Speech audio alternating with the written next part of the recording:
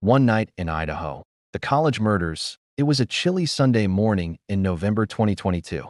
The quiet town of Moscow, Idaho, was still asleep, unaware that a nightmare had just unfolded in one of its cozy, off-campus neighborhoods. Inside this home lived 5 University of Idaho students, friends, classmates, and dreamers. That night, 4 of them would never wake up.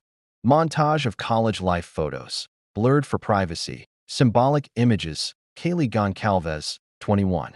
Adventurous, fearless, and planning to move to Texas for a new job. Madison Mogan, also 21. Bright, full of life, with a smile that could light up a room. Xana Kernadal, 20.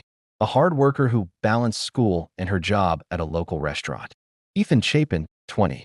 The kind of person everyone called a friend. He was visiting Xana that night. 4 young lives, each with their own story, cut short in the most brutal way imaginable. The night of the murders, Saturday, November 12, 2022, started like many others in a college town. Football games, house parties, late-night food runs. By 2 a.m., most students had headed home. Kaylee and Madison at a food truck, Xana and Ethan returning home. The house on King Road grew quiet. 2 other roommates slept on the lower floor. No one could have imagined what would happen next. Sometime between 4 a.m. and 4:25 a.m., an intruder entered the home, armed with a knife. One by one, 4 students were stabbed to death in their own bedrooms. It was over in minutes. The killer vanished into the night.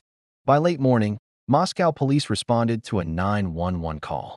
Inside, they found a crime scene so disturbing that seasoned officers later admitted it was the worst they had ever seen. The news spread quickly. Parents pulled their children from campus. Rumors swirled. Was it random? Was the killer still out there? For weeks, the investigation moved in silence. Police examined thousands of tips, traced cell phone records, and reviewed hours of surveillance footage. Then came a break. A white Hyundai Elantra seen near the crime scene. Investigators tracked it across states to Pennsylvania. On December 30th, 2022, police arrested 28-year-old Brian Koberger, a criminology PhD student at Washington State University. His background stunned many. The man who studied crime was now accused of committing one of the most horrifying in recent memory. In July 2025, Koberger pleaded guilty to 4 counts of first-degree murder. In exchange, prosecutors removed the death penalty from the table. The sentence, for life sentences without the possibility of parole, plus 10 extra years for burglary. For the families, there would be no true closure, but there was at least a final chapter.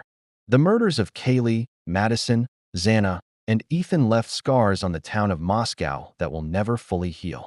Friends remember them not for how they died, but for how they lived, with love, laughter, and dreams.